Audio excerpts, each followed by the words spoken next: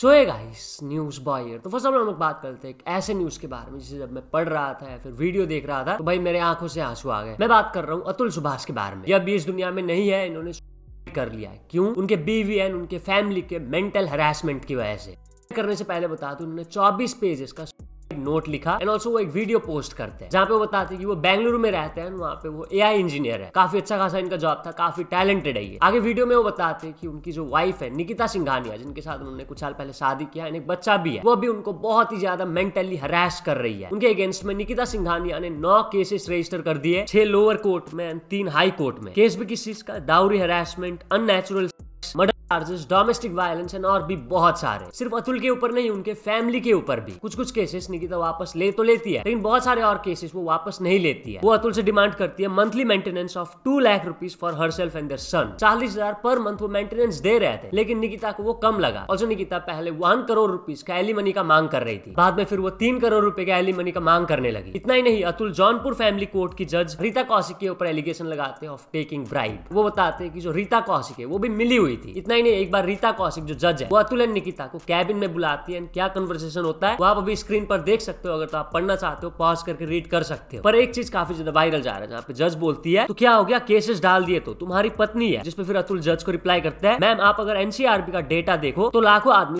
Commit कर रहे हैं फॉल्स केसेस की वजह से। जिस पर फिर अतुल की वाइफ निकिता सिंघानिया रिप्लाई करती है तो तुम भी क्यों नहीं कर लेते। इसके बाद होता क्या, जज हंसने लग जाती है एंड वाइफ को बाहर भेज देती है। इसके बाद जो जज है रितिका, वो फिर अतुल से 5 लाख रुपए मांगती है केस सेटल करने के लिए, कि भाई मुझे 5 लाख रुपए दे दो, मैं केस सेटल कर दूंगी। जिस पर अतुल रिप्लाई करता है, मैम मेरे पास इतने पैसे नहीं है, हमारे पास सारे एविडेंस है, मेरी वाइफ के क्रॉस एग्जामिनेशन में कितनी बातें निकल के आई है, आप हमारा केस मेरिट पे सुनो। जिस पर जज रिप्लाई करती है, ठीक है तुम्हारा केस मेरिट पर ही सुनेंगे, तुम बाहर जाओ। इसके बाद भी कुछ होता नहीं है। और इतना ही नहीं, निकिता की जो माँ है उन्होंने एक बार अतुल से क्या कहा था आप देखिए, अरे तुम अभी तक नहीं किए, मुझे लगा आज तुम्हारे की खबर आएगी, उस दिन जज को करोगे बोले थे तुम। जिस पर अतुल रिप्लाई देता है, मैं मर गया तो तुम लोगों की पार्टी कैसे चलेगी। जिस पर जो निकिता की माँ है वो क्या रिप्लाई देती है, स्माइल करते हुए, तब भी पार्टी चलेगी, तुम्हारा बाप देगा पैसे, पति के मरने पे सब वाइफ का होता है, तेरे मरने के बाद तेरे माँ बाप भी जल्दी मरेंगे, फिर उसमें भी बहू का हिस्सा होता है, पूरी जिंदगी तेरा खानदान कोर्ट के चक्कर काटेगा। ये सब बोलिए निकिता की माँ ने अतुल को। अब कोर्ट में कुछ हो ही नहीं रहा था, उनको डेट्स के ऊपर डेट्स दिए जा रहे थे कि इस डेट में आ जाओ, इस डेट में आ जाओ। मल्टीपल डेट्स उनको दिए गए, बहुत बार वो गए लेकिन हुआ कुछ नहीं। एंड कोर्ट भी सामने नहीं था, अतुल रहते थे बेंगलुरु में एंड जो केस किया गया था वो उत्तर प्रदेश जौनपुर में किया गया था। तो सोचो कितना टाइम लगता है ट्रैवल करने में, उनको एक दिन लग जाता था, बट फिर भी केस का कुछ होता नहीं। यही सब रीजन की वजह से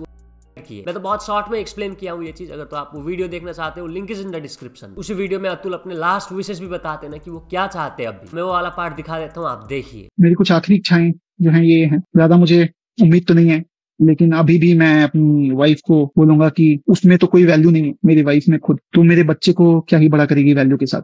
मेरे पेरेंट्स को मेरा बच्चा दे दे, वो उसको बेटर वैल्यू के साथ बड़ा करेंगे। मेरे माँ बाप को दे दो, वो बहुत नाजों से पालेंगे उसे। और मेरा भाई एक बहुत अच्छा आदमी है, वो भी पालेगा उसे, बट मुझे ज्यादा उम्मीद नहीं है इसकी। दूसरा है, और मैं अपने माँ बाप और भाई को बोलूंगा कि बिना किसी कैमरा के मेरी पत्नी या उसकी माँ या उसके किसी भी फैमिली मेंबर से बिना कैमरा पब्लिक प्लेस के ना मिले। आपका रेप केस भी लगाया जा सकता है, कोई भी केस लगाया जा सकता है। दूसरा कि मेरे मरे हुए शरीर के आसपास मेरी पत्नी या उसका परिवार की तरफ से कोई नहीं आना चाहिए। तीसरा, मेरा अस्थि विसर्जन तब तक नहीं होना चाहिए जब तक मेरे हरासर्स को पनिशमेंट नहीं मिलता है, तो मेरा अस्थि विसर्जन ना हो। अगर इतने सारी चीजें, एविडेंस और सब कुछ होने के बाद भी अगर कोर्ट, ये जज और मेरे बाकी के हरासर्स को पनिशमेंट नहीं देती है और बरी कर देती है, तो मेरा जो अस्थि है वहीं कोर्ट के बाहर किसी गटर में बहा देना चाहिए, ताकि मैं ये जान जाऊं हमेशा के लिए, मैं ये अपना लेसन सीखता रहूं कि इस देश में क्या वैल्यू है एक लाइफ की। और जुडिशियरी से मेरी एक दरख्वास्त है कि मेरे माँ बाप और भाई को इन फॉल्स केसेस में और हरास नहीं किया जाए, इसे खारिज किया जाए। और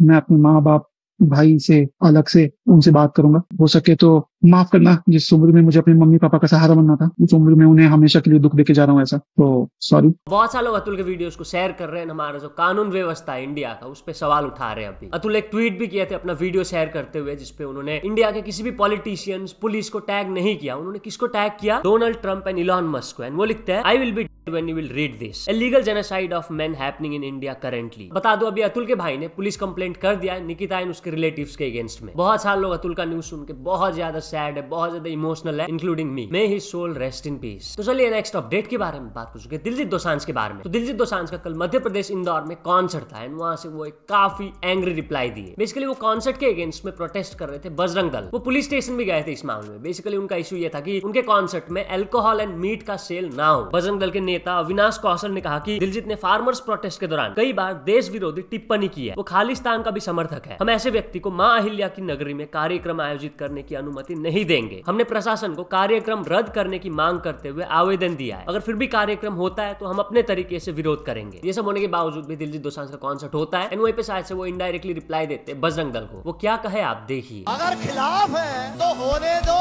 जान थोड़ी है। अगर खिलाफ है होने दो, जान थोड़ी है।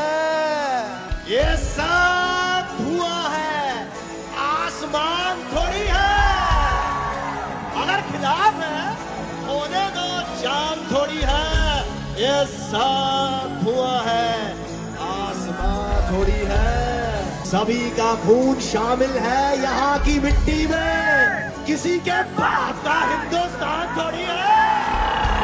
मैं हूँ पंजाब, मैं हूँ पंजाब, मैं हूँ पंजाब। तो चलिए नेक्स्ट अपडेट के बारे में बात कर चुके हैं, समय रायना के बारे में। तो समय रायना अपना एक स्टैंड अप शो के दौरान एक लड़की जिसका नाम है नैना, उसको रोस्ट कर देते हैं। जिसके बारे में बताते हुए नैना लिखती है, गॉट रोस्टेड बाय समय रायना यस्टरडे, गुड ओनली। तो उस पर किसी ने पूछा किस बात पे रोस्ट किया, तो उसका नैना रिप्लाई करती है, मैंने मस्ती करी और उसने कहा नैना तुम्हारी जी मारूंगा मैं। एंड इसके बाद वो इंटायर शो के दौरान वो मुझे रोस्ट किया। अब इसके बाद होता क्या, ये जो ट्वीट है ये वायरल हो जाता है। समय रायना भी देख लेते वो ट्वीट एंड इसके बाद वो नैना को फॉलो कर लेते ट्विटर पर एंड एक मैसेज भेजते हैं, yo Naina, thanks for being a sport the other day, wish you and your family good health. तो चलिए नेक्स्ट अपडेट के बारे में बात कर चुके हैं, वायरल लड़की के बारे में जो अभी काफी ज्यादा वायरल जा रही है। पहचानी गए होंगे इस लड़की को, वही कौन सी कलर की चड्डी पहनने वाली लड़की है। इनके 2-3 रील्स तो इतने ज्यादा वायरल है, 40 मिलियन व्यूज है भाई। एक में 40, एक में 34 मिलियन। इन दोनों वायरल रील में वो क्या कहती है आप देखिए।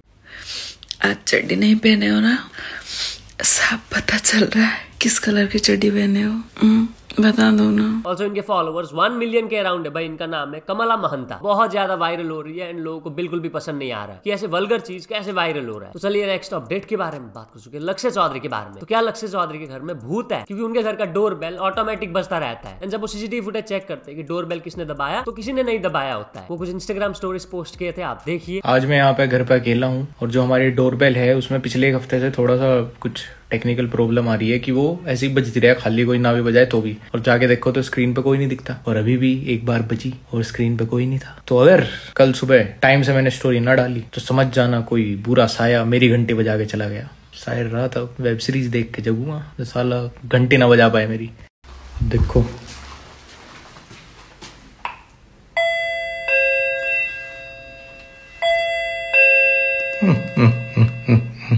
तो चलिए नेक्स्ट अपडेट के बारे में बात कर चुके हैं, दीपक कलाल के बारे में। तो दीपक कलाल का एक पॉडकास्ट आउट हुआ है जहाँ पे वो काफी ज्यादा इमोशनल हो जाते हैं जब वो बात कर रहे होते हैं अपनी मदर के बारे में। यस, आपको पता होगा दीपक कलाल को बहुत ज्यादा ट्रोल किया जाता है। पहले तो बहुत ज्यादा किया जाता था, अभी नहीं, बट पहले बहुत ज्यादा किया जाता था। तो उस टाइम पे माँ का क्या रिएक्शन होता है वही क्वेश्चन पूछते जो पॉडकास्टर है, तो वो काफी ज्यादा इमोशनल हो जाते हैं, आप देखिए। मेरी मम्मी इतनी स्वीट है, मैं मतलब मम्मी को ऐसे कहता था कि मम्मी आप मेरे वीडियो में एक्टिंग करो, हम ऐसे करेंगे एंड ऑल दैट। तो वो सब कुछ करती थी without thinking. See she did everything because of love, because love doesn't have boundaries, so she crossed all the barriers only because I was there to push her, and she did that, because of out of love. But now I want to take my mom to the podium जहाँ पे मेरा स्वागत होगा, सत्कार होगा, and I want to tell world, that she is there who supported me a lot, and she would be very happy. Everybody likes it, तो बच्चे को अगर रिस्पेक्ट मिलता है सबको पसंद नहीं आता है। वो इमोशनल हो गए भाई। Yeah, because I just spoke the truth and no definitely भाई। because देखो उसने मेरे मम्मी ने जो है मेरे वीडियो में एक्टिंग की,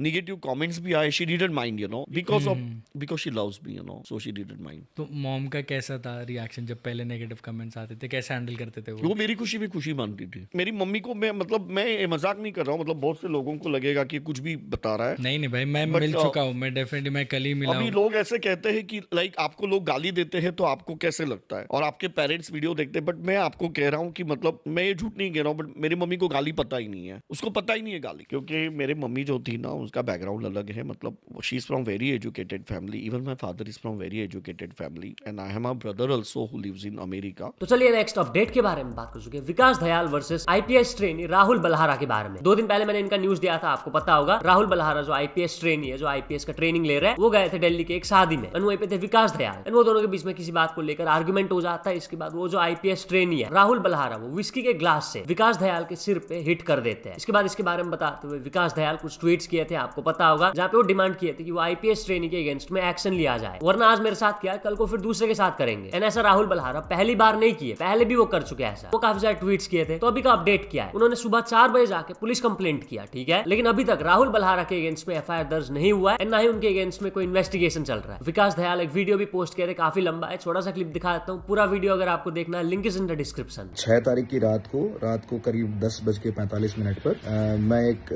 वेडिंग में गया हुआ था, एक सगन फंक्शन में गया हुआ था। वहाँ पे आईपीएस ट्रेनी राहुल बल्हारा ने विदाउट इंसाइटमेंट, केवल सैडिस्टिक प्लेजर के लिए अब मेरे सर पे ग्लास देके मारा और मेरे को गंभीर चोट पहुंचा दी। उसके बाद में मैंने उसके ऊपर जो लीगल कार्रवाई, पुलिस कार्रवाई करने की कोशिश करी।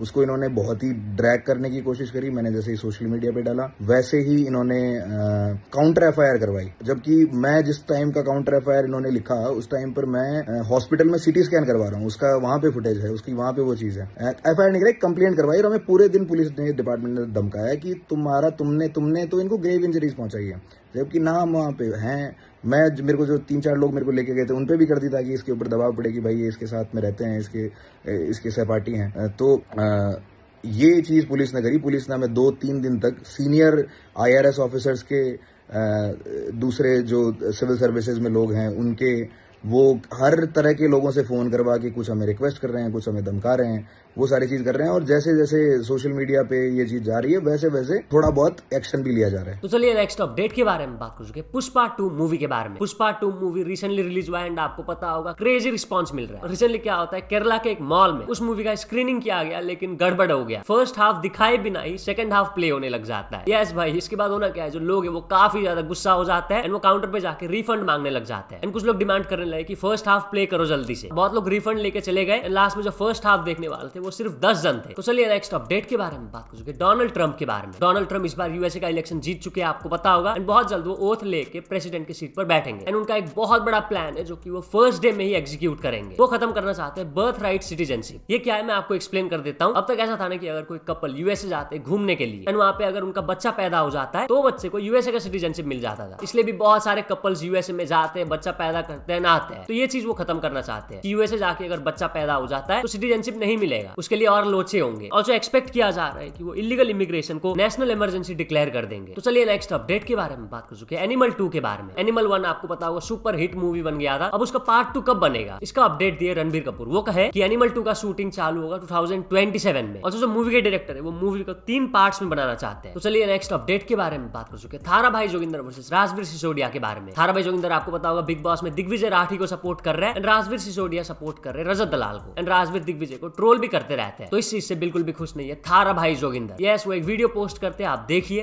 भाई अपना एक भाई है बिग बॉस के अंदर दिग्विजय राठी, बाहर कुछ लोग हैं जो कुत्ते की तरह भौंक रहे हैं, उनको ऐसा लग रहा है कि राठी अकेला है। बेटा मैं ही अकेला हूँ तुम लोग के लिए बाहर। राजवीर की एक वीडियो देखी थी जिसके अंदर दिग्विजय राठी को दोगला बोल रहा है और गालियां दे रहा है। तो भाई कान खोल के सुन लेना, तेरे को एक बात बोलना चाहता हूँ, मैं तेरे को नहीं जानता तू कौन है क्या करता है, बट अपने पाउडर के डब्बे खरीद के लेगा वरना चून खा और सो जा। अबे तेरे अंदर बुद्धि है या नहीं है? अब से 5 महीने पहले तू रजत दलाल को गालियां बकता था, आज तू उसका भाई बन रहा है, उसके अंदर घुस रहा है। राठी को जानता भी तू कौन है? अबे देखा तूने अपना लेवल उसका लेवल, पसीने छूट जाएंगे, पहुंच नहीं पाएगा उस लेवल तक। अपने खेतों में जा और अपना गाय भैंस चरा, समझ गया? अगली बार थोड़ा सोच के थोड़ा समझ के। राठी जोगिंदर का भाई है, समझ गया? इसका रिप्लाई फिर राजवीर सिसोदिया दिए, तो क्या कहे आप देखिए। बट अपने पाउडर के डब्बे खरीद के लेगा वरना चून खा और सो जा।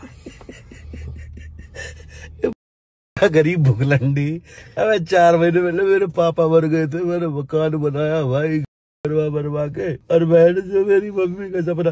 यूं कहना मैं राजवीर को जानता नहीं हूँ, बहन की शादी में अभी मुझे फोन कर रहा बहन की शादी में। भाई अरे मेरे साथ तो आया था, ये इतना बोला क्यों है? अबे तेरे अंदर बुद्धि है या नहीं है? अब से 5 महीने पहले तू रजत दलाल को गालियां बकता था, आज तू उसका भाई बन रहा है, उसके अंदर घुस रहा है।